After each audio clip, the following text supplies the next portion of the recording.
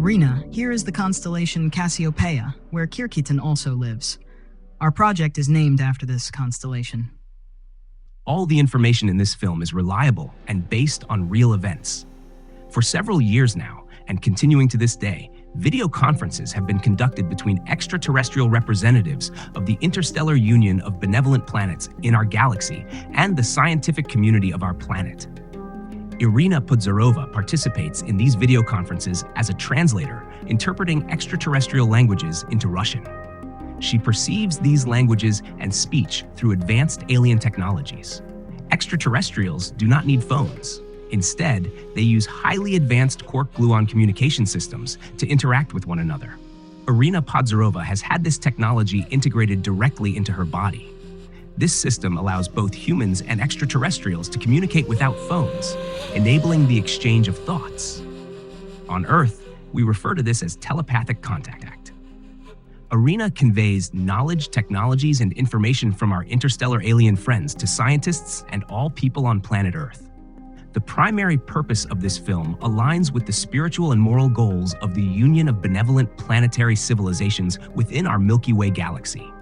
These goals can be summarized as follows: to foster wisdom, awareness, kindness, compassion, and humanity among all inhabitants of planet Earth. When we, the people of Earth, achieve such a high level of spiritual development, we will be able to openly communicate with extraterrestrial beings from benevolent planets, collaborate with them, and gain access to their technologies, spiritual wisdom, medical advancements, and scientific knowledge.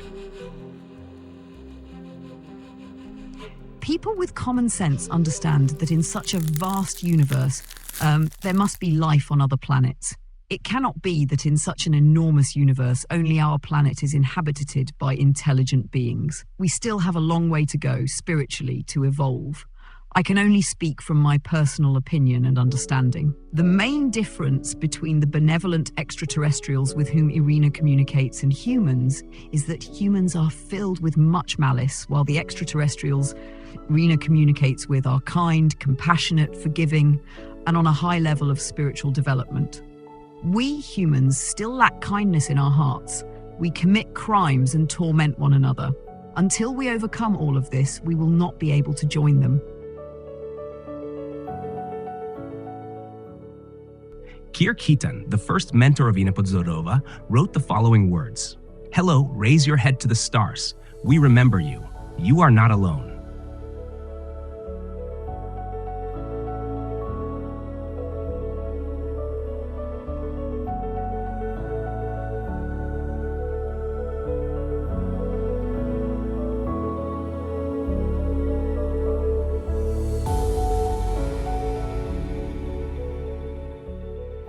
The Cassiopeia project is neither a commercial nor a political endeavor. Its goal is to raise the level of awareness and perception of every individual on this planet. The mission of the project is to help people understand that we are not just bodies, but also spirits. And the most important aspect of this is the spirit, something that many do not value, do not love, and do not see.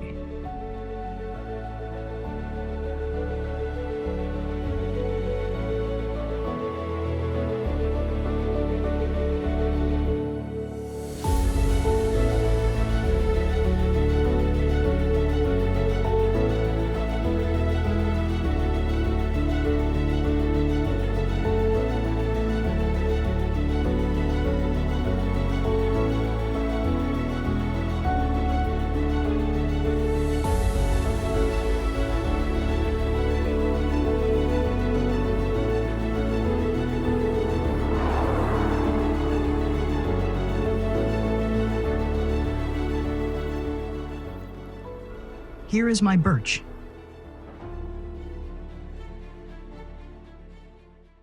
I've been drawing energy from it since I was a kid. It was the first tree about which I asked my mother, "What is this?" Here we entered the house. They made a window instead of the door. There used to be a porch where we sat and from which we descended. This is the house where I was born and grew up. Of course, everything has changed because of the new owners. But nevertheless, these three birches have remained unchanged. Here is the first birch, there is the second, and there is the third. There used to be a palisade surrounding them, and this was the main place for games in my childhood. But sometimes I still went beyond the front garden. There is still a stone near which the ants I fed lived. I remember that very well. Here is the path, now overgrown, where my friends and I used to run and play. We were strictly forbidden to go onto the road because it was a highway. On this side, there was an entrance to the courtyard, but now it is here. The fence was moved closer, though it used to be further away. The house was a different color, blue, and it wasn't covered with siding. There wasn't even gas. We only had stove heating. I was brought up by my mother and grandmother, and I never knew my father. I was born in 1986 and lived here until I was 14 or 15 years old. Then my mother and I moved to another place.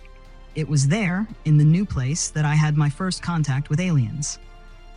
But even before that, an incident occurred that changed my perspective when I was only 12 years old. I will always remember this day, October 12th, 1998. I couldn't even imagine it. There were only 9 months left before I met Kirhiton. What is being said about Irina Podzorova in the Russian mass media? Let's take a look at a segment from a well-known Russian television program broadcast on one of the country's major TV channels. So, here is a live broadcast with Andrei Malakov. Are Vanga's prophecies coming true? Are aliens in contact? Aired on the 13th of October, 2020. In our studio today, we have Irina Podzorova from Voronezh, who claims to be in constant contact with extraterrestrials. Good evening. Hello. The most intriguing thing is that your followers from your YouTube channel, which is very popular in the United States of America, told us about you. You have tens of thousands of fans. How long ago did you decide to start your blog and share your experiences about contacts with aliens? Hello, Andrei. Hello, esteemed experts. Hello, dear audience. My name is Irina Podzorova, and I have been in contact with extraterrestrial civilizations since I was 13 years old. Initially, it was a representative from the planet Daharal, whose image is now being shown on the screen. His name is Kirhiton, and he is from the planet Daharal, located in the Cassiopeia constellation. I first met him in person during a physical contact. He has been visiting me ever since. Let us show a report from Vremya in 1989 which might provide some context to what our guest is sharing. This is for the skeptics in the audience so that half of you don't think we're completely crazy. Attention to the screen, please. Video Chronicle. An unidentified flying object. Or what was it? A report from Voronezh. Here we are at the location where, according to eyewitnesses, an unidentified flying object landed. And here is one of the witnesses. We were terrified when the UFO hovered over this tree. The door opened and a tall figure emerged, approximately 3 meters in height. It had no head or shoulders, just a bump where the head should be. It had 3 eyes, 2 on the sides and 1 in the middle. Its head couldn't turn, but the middle eye moved right, left, up, and down. Instead of a nose, it had 2 holes. But this description is almost identical to what you told us in our correspondence. We must admit, we were a little surprised. In this house, in a room where there is now a large window, but there used to be 2 smaller ones, I was sitting alone. My mother was in another room. It was evening, and I was watching TV. I will never forget the song that was playing at that moment. It has been imprinted in my memory forever, My Distant Star by Dmitry Malakov. As I was listening to it, I suddenly felt a ray of light penetrate me, even though the room was already lit by the lamp. But I immediately understood that this light was not coming from the lamp. It was internal, much brighter than any physical light, although invisible to the eyes. I felt it in a way that I cannot fully explain. It was the merging of me as a soul with God. When the light entered me, I felt it flow through me from top to bottom, and I began to dissolve into it. My awareness merged with this light, and at that moment, I realized I was not just an ordinary teenage girl living a regular life. I was an immortal spirit, a part of this light, and I would never die. I experienced the bliss of knowing the infinite wisdom of the universe and felt myself merging with a higher intelligence. It breathed such an overwhelming love into me that I almost fainted from joy. I could barely feel my physical body. I only knew I was becoming one with this intelligent light. Gradually, this state began to fade, and when it passed, I found myself still sitting in the same room, listening to the song. But everything felt different. I don't know how long that state lasted. It seemed both eternal and instantaneous. During that moment, I didn't hear the words of the song, I only sensed the melody. When the light left, the lamp's light felt so dim to me. I looked at myself, touched my body, and immediately realized I was perceiving the world differently. What exactly changed? I felt that I was an immortal spirit. This feeling has never left me. That light surrounds me even now. I cannot see it, but it protects me, loves me endlessly, and sent me into this world to share its message with others. On that same evening, I thought everyone must feel this way, but just never talk about it. I went to my mother and told her, "I am light.